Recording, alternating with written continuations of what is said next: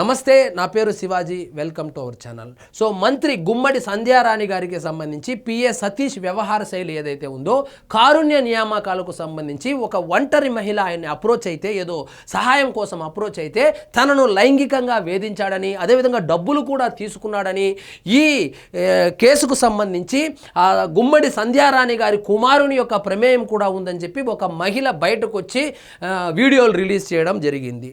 దానికి సంబంధించి పలు సంఘాలు దీని మీద చర్యలు తీసుకోవాలని చెప్పి డిమాండ్ కూడా చేయడం జరిగింది. సో కూటమి ప్రభుత్వం దీని మీద చాలా సీరియస్ అయింది. సో దానికి సంబంధించి గుమ్మడి సంధ్యారాణి గారి పిఏ ఎవరైతే ఉన్నారో ఆయన మీద ఎఫ్ఐఆర్ కూడా బుక్ చేశారు. అదేవిధంగా అతన్ని పిఏ పోస్ట్ నుంచి తీసేయబోతే ఆయనే రాజీనామా చేసి కూడా తప్పుకున్నాడు. సో ఇది మంచి ప్రభుత్వం. కూటమి ప్రభుత్వంలో అధికారులు ఎవరైనా కావచ్చు, మంత్రులు ఎవరైనా కావచ్చు, ఇటువంటి చర్యలకు పాల్పడితే అతను పాల్పడలేదా అని చెప్పి తెలిసేది ఎప్పుడు? విచారణ జరిగిన తర్వాత. ప్రస్తుతానికి ఆరోపణలు ఎదుర్కొంటున్నాడు కాబట్టి అతని మీద ఎఫ్ఐఆర్ కూడా చేశారు. అదేవిధంగా శ్రీకాళహస్తికి సంబంధించి జనసేన పార్టీలో వినుత ఎవరైతే ఉన్నారో ఆమె మీద ఆరోపణలు వచ్చింది, ఏదో హత్య కేసుకు సంబంధించి అని చెప్పి ఆమెను కూడా సస్పెండ్ చేయడం జరిగింది. అదేవిధంగా సత్యవేడు ఎమ్మెల్యే, తెలుగుదేశం పార్టీకి సంబంధించినటువంటి సత్యవేడు ఎమ్మెల్యే ఎవరైతే ఉన్నారో ఆయన మీద ఆరోపణలు వస్తే ఆయన్ను కూడా సస్పెండ్ చేయడం జరిగింది. సో అదేవిధంగా తెలుగుదేశం పార్టీకి సంబంధించినటువంటి ఒక సింపథైజరు భారతి మేడం గారిని అసభ్యంగా ఏదో ఒక వీడియోలో దూషించాడని చెప్పి అతని మీద కూడా కేసు పెట్టి, సొంత కార్యకర్త మీద కూడా కేసు పెట్టి జైలుకు పంపించినటువంటి చరిత్ర కూటమి ప్రభుత్వాన్ని. ఆ కోవలకే ఇప్పుడు గుమ్మడి సుధారాణి గారు ఎవరైతే ఉన్నారో వాళ్ళ పిఏ సతీష్కి సంబంధించి ఎఫ్ఐఆర్ కూడా బుక్ అయింది. అదే జగన్మోహన్ రెడ్డి గారి ప్రభుత్వంలో ఏం చేశారు? అనంతబాబుని ఏం చేశారు?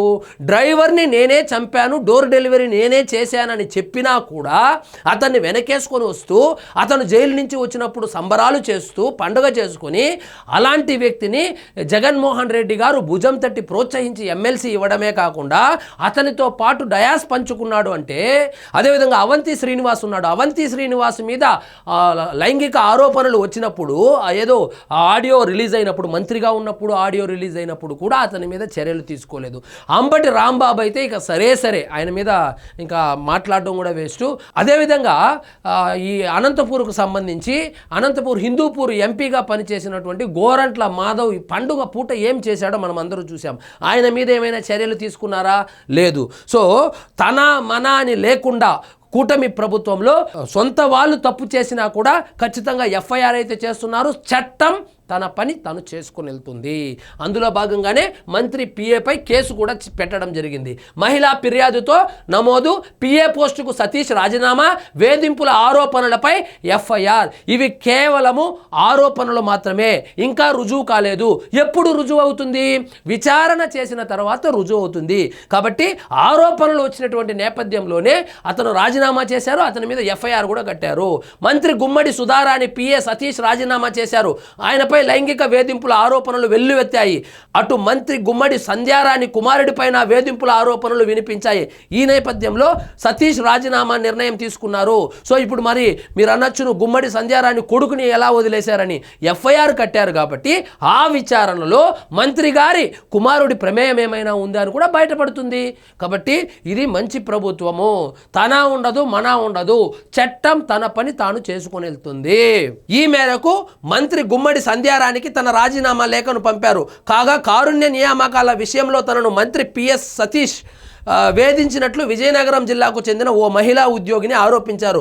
మంత్రి గుమ్మడి సంధ్యారానికి ఫిర్యాదు చేసినా పట్టించుకోలేదని ఆమె వాపోయారు. దీంతో సతీష్ రాజీనామాపై పలు సంఘాలు డిమాండ్ చేశాయి. ఈ నేపథ్యంలో ఆయన ఈరోజు రాజీనామా చేశారు. అంతేకాక మహిళ ఫిర్యాదుపై సతీష్పై కేసు నమోదు చేసినట్లు తెలిసింది.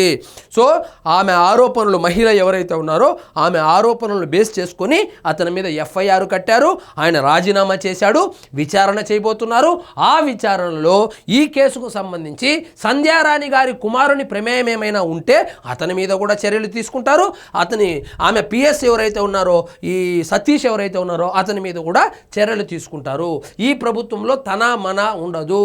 లా అండ్ ఆర్డర్ విషయంలో చాలా స్ట్రిక్ట్గా ఉంటుంది అనే దానికి ప్రత్యక్ష ఉదాహరణే ఈ సతీష్ ఉదంతము. సో ఇదండి ఈరోజు మన టాపిక్. మీకు ఈ వీడియో నచ్చినట్లయితే లైక్ చేయండి, షేర్ చేయండి. ఛానల్ మాత్రం సబ్స్క్రైబ్ చేసుకోవడం మర్చిపోవద్దు.